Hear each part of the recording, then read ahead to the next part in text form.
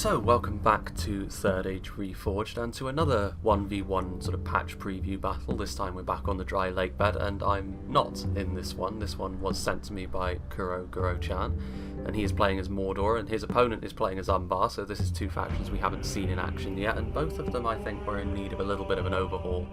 Mordor was just kind of in the last patch. I mean, they had some really good singular units, but for the most part they couldn't really stay competitive with Isengard, and especially not Gundabad in the last patch, of course, so they did tend to sort of get overlooked in a more competitive sense. And Umbar especially, they were just kind of a bit underwhelming all round, to be honest with you, which is a shame because style-wise and sort of theme-wise they looked really cool.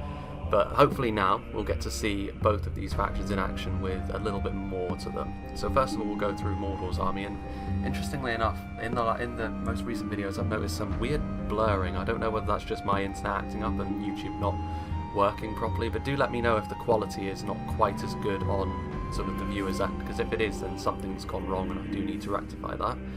But we'll go through the army compositions now, starting with Mordor. If you don't care about the army compositions again, there is a timestamp in the description below if you want to skip it. So he's got some mounted Númenórean shield guard. Now these guys don't have HP, but they are pretty durable for cavalry, I think. And it also gives Mordor and Umbar, because both of them have got the Númenórean shield guard units, really the numbers to their cavalry. And Mordor in particular can have quite a lot of specialist cavalry units. It's going to be interesting to see how they perform here. Because over here you can see the Temple Inquisitors, which I think their unit model still hasn't been properly implemented. I think they are going to have the sort of the standard Temple Inquisitor unit model, because this one looks pretty gnarly. I think this is more of a placeholder than anything else, to be fair. But over here you can see, of course, the two-hander animation is going to be in action here once again, and the Temple Inquisitors are a very tough sort of, well, they're a very damaging cavalry, I think, but their lack of shields might well put them in poor stead against some of Umbar's ranged firepower. But if we go over towards Mordor's infantry line, of course, if we just have a look down the line, you can see the sheer amount of orc fodder that Guro has got in loose formation here. And this is, of course, going to be sort of the padding, the occupying factor of his army, while the individual units of quality are going to do their work. That's what Mordor are all about. And of course, you can see here the Númenórean shield guard, even the foot variant of them, has been upgraded, so they look much cooler now. And both Mordor and Umbar, hopefully we'll be able to see the Umbar variant of the Númenórean shield guard, because both of them look different. Both of them have got their own heraldry on their shields, and both of them have got their own colour schemes as well. So that'll be nice to see. At least I hope. I think Umbar brought Númenórean shield guard, because I watched ahead in this one a little bit. He's also got some Morgul chosen, so Kuro's gone quite heavy on the spears, which is understandable. They're much heavier, so they're going to be able to hold the lines a little bit better against some of the potentially very nasty Umbar infantry units. Of course, Umbar have got some very nice high-tier units of their own. Over here he's got another unit of Númenórean shield guard. I know for a fact that he's got some Númenórean shadow guard in there as well, hidden. I know for a fact that he's got some, he's got some temple guard over here. Now this is one of 3 units, I believe, to still have AP arrows alongside the Dale Dragon Slayers and the Dunedain Steel Bowmen. So, you know, Mordor have got a potentially very dangerous unit for focusing down single target entities here, but of course there aren't very many of them and their ammunition is going to be more limited than most. And if we look back here, he's also got the Olag High, of course, the classic armoured trolls. He's got the Minas Morgul bodyguard, which is just the renamed Uruk bodyguard, and they've been given slightly better unit models.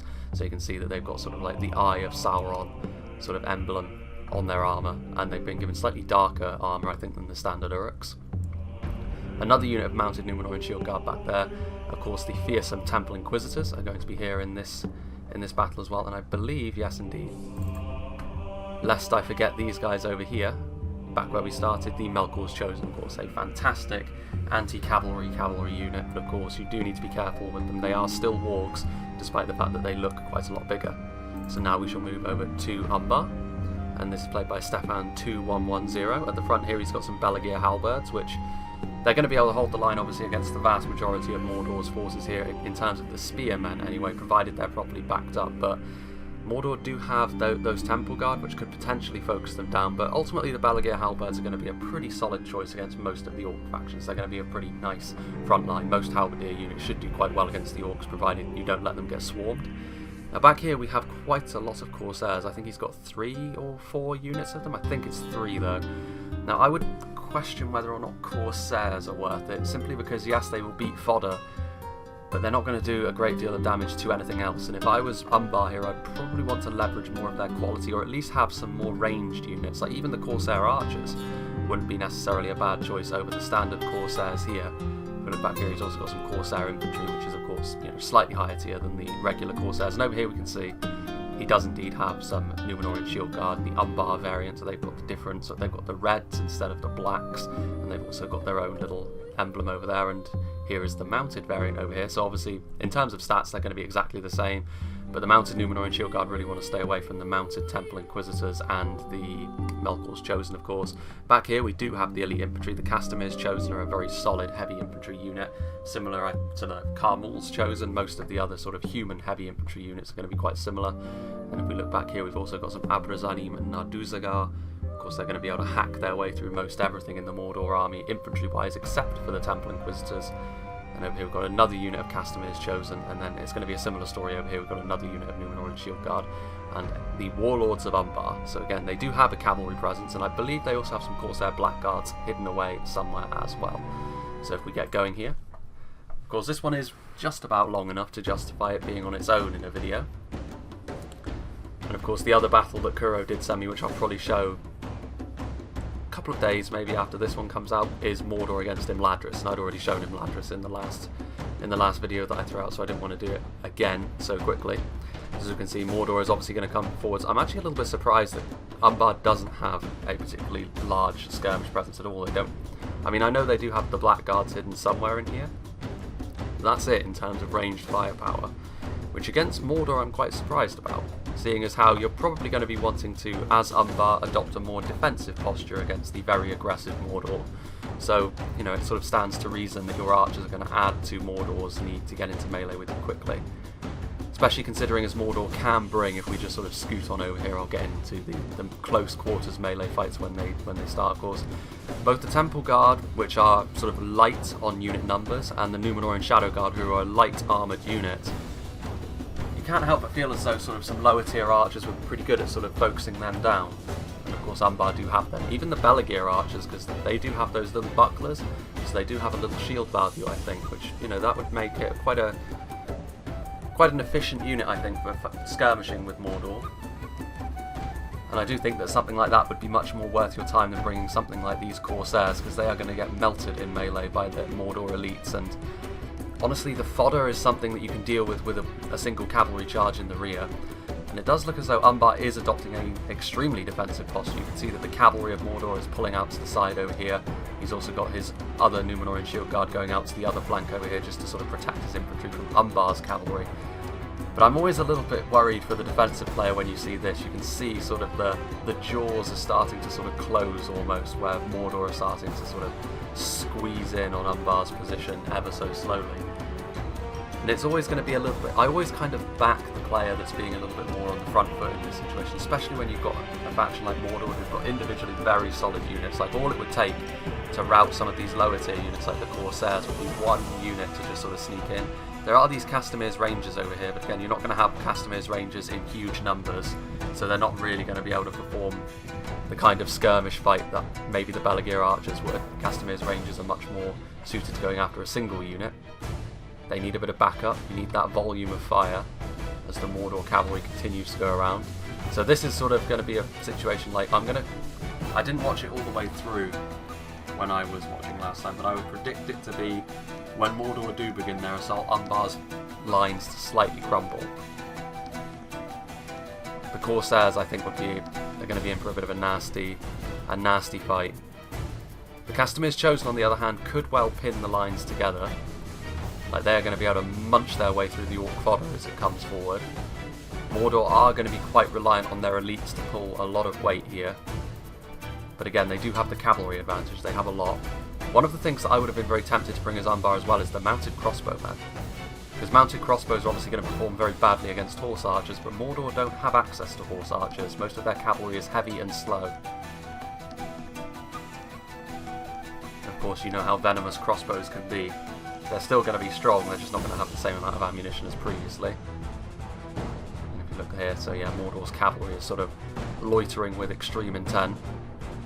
You can see the Numenorean Shield Guard are over there, moving up in loose. And the fodder is here, it's a tense engagement here. Now Mordor could have spread their forces a little too thin.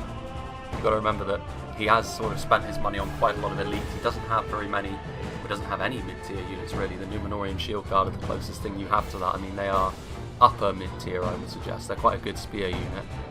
But other than that, the vast majority of his frontline force is going to be fodder, and that's not going to be sufficient to get through the Belagear halberds. Someone's under attack. Is that going to be the Castamir's Rangers?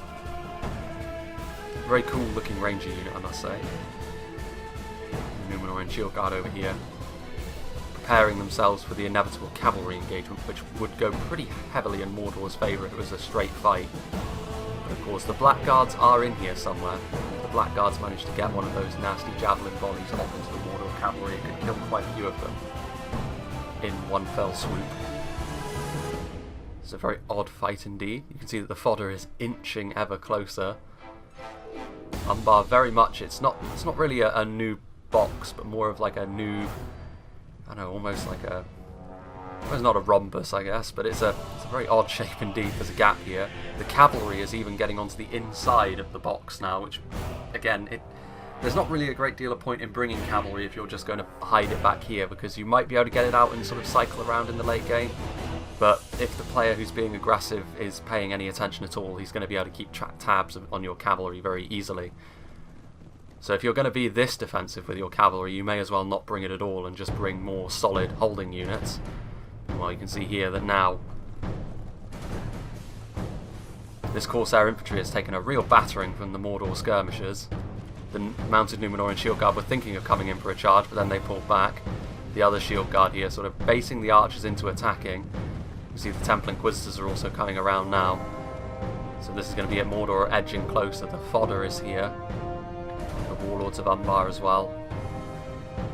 So the Temple Inquisitors backing quite far away from the lines. You can see those Mordor skirmishers going to be doing a very good job again. The Corsair infantry is not really the most high profile target, but a lot of them are dead. It's pretty much a dead unit at this point. And you can see that Umbar have actually broken ranks. Corsairs are coming forward and they're going to try and engage the fodder in melee. Now this is a bold move from Umbar, considering they've been very passive so far. They've barely moved from their starting position, but now they're going to come forward, try and crush all of this fodder in one lightning assault. But again, it is Corsairs, so they're not going to get their killing done particularly quickly. As you can see, Umbar, the diamond has pretty much collapsed at this point, so they're going to move everything. The Blackguards have arrived, the Numenorian Shield Guard are coming forwards. The fodder is running. And they're probably going to turn around as soon as the Mordor elites are in combat. See here that the Umbar Numenorian Shield Guard are coming in. Are they going to try and get a charge onto the Olag High? No, they're just sort of stood there. Again, this Numenorian Shield Guard is sort of attacking the Corsairs in the side. The very battered unit of Corsair infantry is coming forward. The fodder, though, is not really something worth going after. I mean, they're going to be occupying all of this Umbar infantry over here. The Olag High as well here. The Temple Guard firing into the mounted Numenorian Shield Guard, it would seem, because some of them are dropping very quickly for a heavy cav unit. The Umbar cavalry is going to find itself very quickly outmatched if it turns into a straight fight. And now you can also see the Olag High getting into the side of this very thin spear formation. And they are going to get a lot of damage done to them very quickly. So if I just go down to 0.6 speed as we sort of survey the situation as it is happening, you can see that the Orc fodder and the Corsairs are engaged with one another, but the Corsairs' defeat seems certain. Again, the assistance early on from that Numenorian Shield Guard is probably tilting that somewhat. But even so, these Corsairs are losing to the fodder, and as Mordor, you don't really expect your fodder to do anything other than die. And so the fact that the fodder is holding back these Corsairs in a way that it looks like they're going to win, at least initially, is good for them. However, some Corsair reinforcements are on the way, and of course, as soon as those Belagear halberds get into melee, those fodder are going to fold pretty quickly. Well, if we look back here, we can see the Minas Morgul bodyguard, a multiple HP infantry unit being followed by another very deadly unit, of course, the dismounted Temple Inquisitors. They're going to buckle these shields guard very, very fast. However, these Corsair Blackguards are also right here, firing into those very high-profile infantry units. Meanwhile, if you look back over here, you can see the Warlords of Umbar have taken an absolute savaging at the hands of the Temple Inquisitors, combined with the rear charges from the Numenorian Shield Guard. The Warlords of Umbar are a very strong cavalry unit indeed, but alone against all of this, particularly the very high damage Temple Inquisitors, they're not going to perform too well. They're going to need support again. The likes of the mounted crossbows that Umbar have access to, you know, that could potentially be a very useful tool to use as the Temple Inquisitors are sort of moving along with the Shield Guard in tandem, charging into those Castamir's Chosen. I think I will keep it on sort of lower speeds for 1v1s because things tend to happen very, very fast. So if you look here, you can see the Olag High combined with that elite infantry. They're getting into the Castamir's Rangers in melee now, and of course they don't stand a chance to this very heavy-duty infantry. Having said that, you can also see the javelin fire coming from these Corsair Blackguards. Of course, they're still going to be a very strong javelin and melee combatant unit as they fire their hand-thrown harpoons. The crossbows use these in their crossbows as ammunition, but the Blackguards are so manly that they use their arms to achieve the same effect. And you see over here the Temple Guard, they're now out of ammunition, a very capable infantry unit in their own right. They probably won't beat the Castamir's Chosen alone though. They don't quite have the same level of muscle as the melee-focused variant. And you can see that the Númenórean Shadow Guard retreating, they still have some ammunition, they've got their bows out still. This is where Umbar are doing quite well, however. The frontline engagement is going in their favour. The Orc fodder are going to fold, of course. But at the same time, I think that this area of the fight is probably the least important. The backlines is often where things are decided, particularly when one of the players has gone pretty cav heavy, like Kuro has here with all of those very high-profile Mordor mounted units. To be brutally honest, he probably won't care too much about these fodder dying. He's got individual units of quality, like if we look in here, he has got his Morgul Chosen. So he's got his Morgul Chosen embedded into these fodder, and over there in the background you can see that he does have Númenórean Shield Guard. That's just going to mean that this line is going to hold for longer than the Umbar player needs it to, because Umbar is going to need these Halberdiers and these low-tier Corsairs freed up so that they can go after the more elite Mordor units. Otherwise, Mordor are going to systematically wipe out the patches of Umbar resistance over here. And you can see now that Mordor's cavalry advantage is really going to pay dividends here as they chase down the Corsair Blackguards with the Shield Guard. You can see as well that more Shield Guard are coming in. There's also the Melkor's Chosen, which I haven't actually seen them in action as of yet. But they're going to be swinging their massive maces. They too have the two-hander animations now. And this unit of Castamir's Chosen getting sandwiched between the Mordor heavy cavalry. There are still a unit of Umbar mounted Númenórean Shield Guard running around, but there's only 12 of them.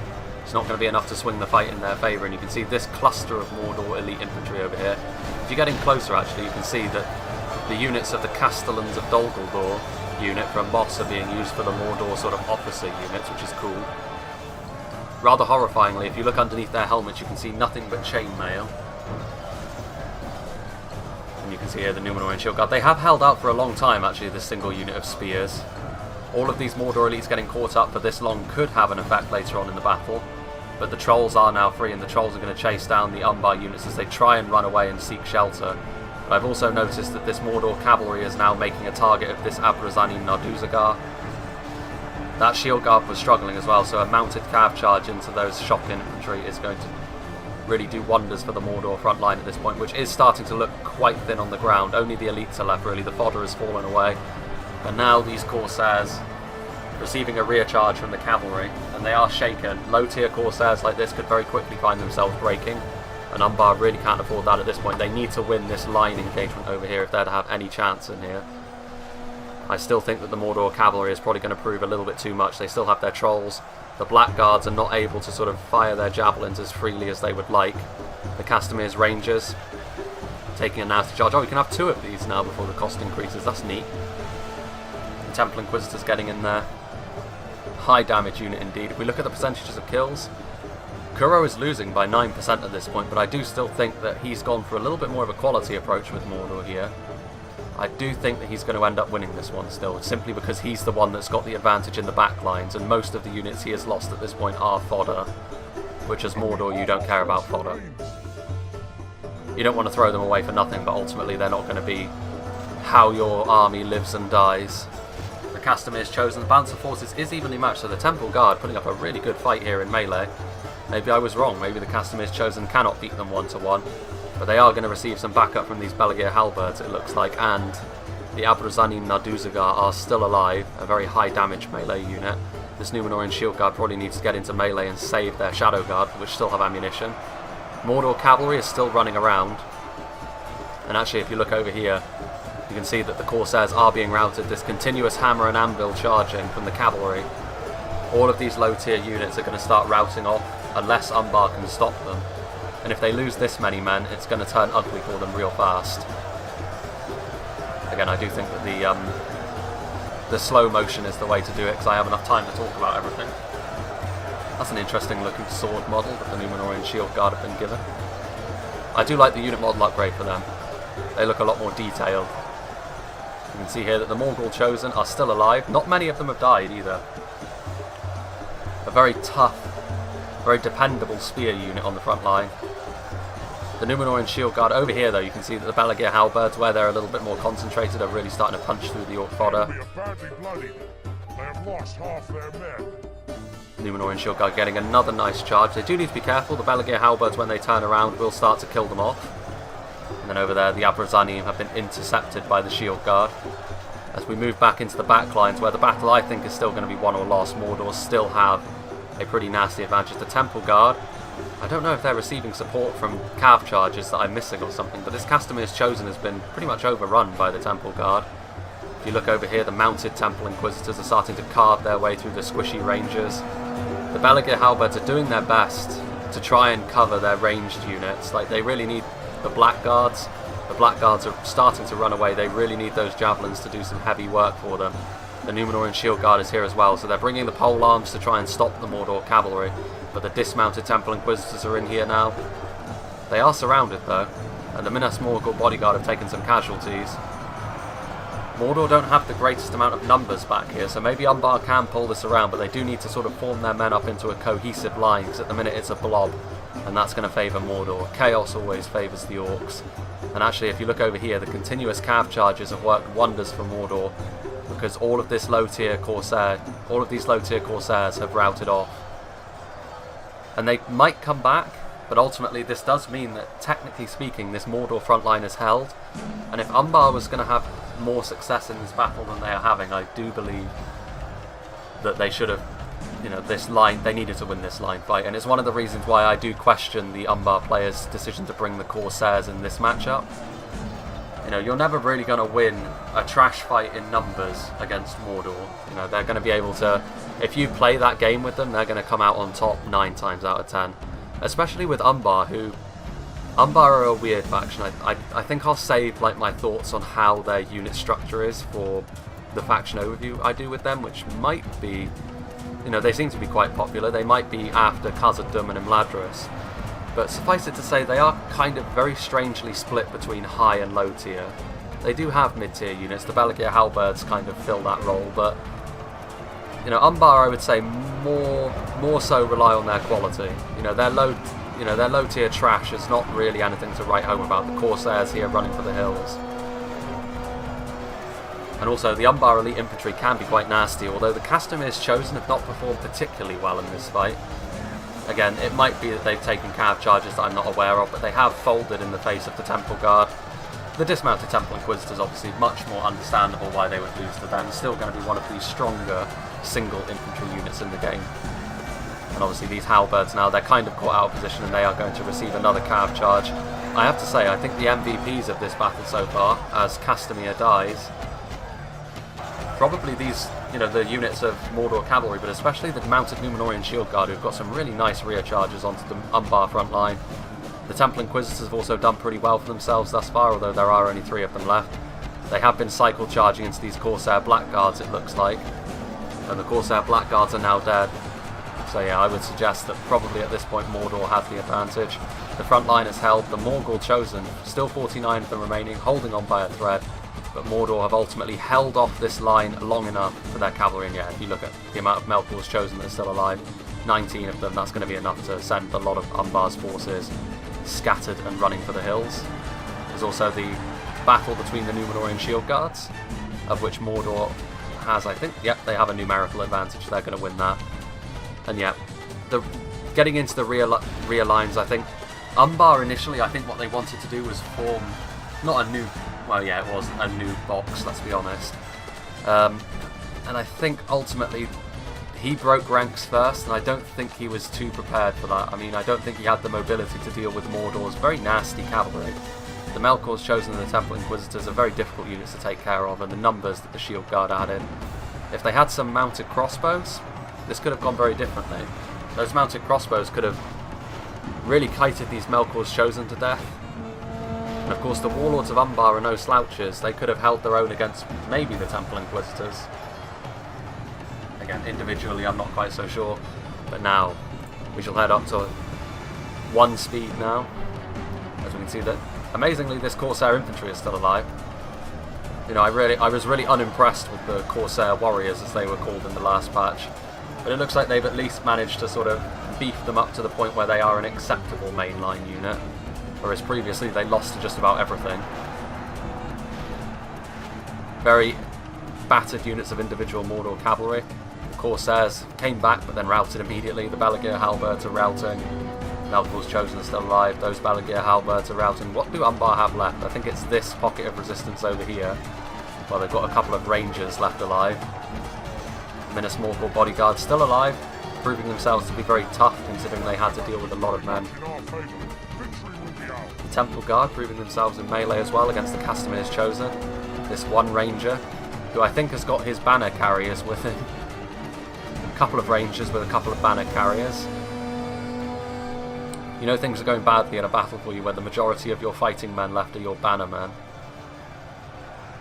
And the Orc Fodder is still alive in some places.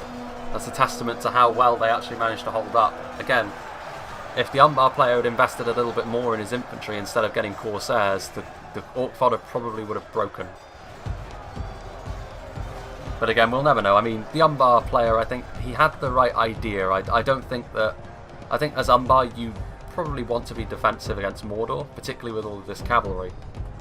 But I think the mounted crossbows, and I think going for a little bit more, investing a little bit more quality into your infantry, and maybe going for some lower tier archers, is probably the way to go.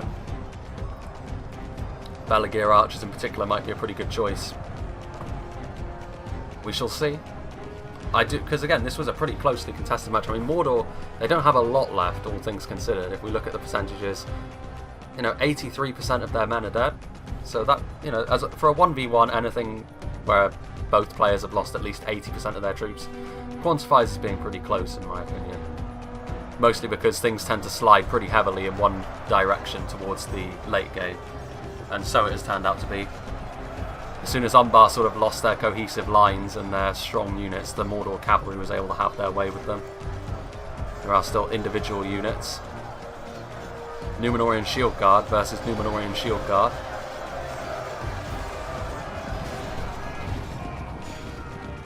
Oh, I think that's it. So yeah, Stefan admits defeat. Well played to both players. It was a very, very interesting battle. It sort of took a while to get going and then everything happened quite quickly. Again, I was on sort of slow motion, so things happened more quickly in reality.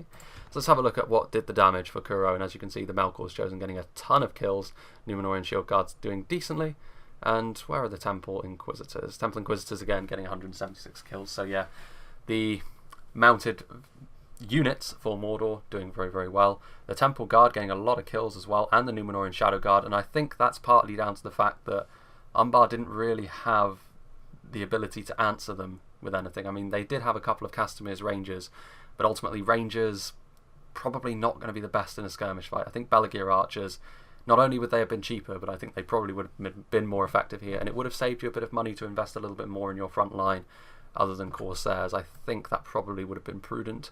Obviously, the Orc Fodder, one unit of Orc Fodder getting 108 kills, that's not bad, so that does show that Corsairs are not really the best choice to use against fodder, considering that Mordor really don't care about their fodder. Olakai not getting a ton of kills, to be fair.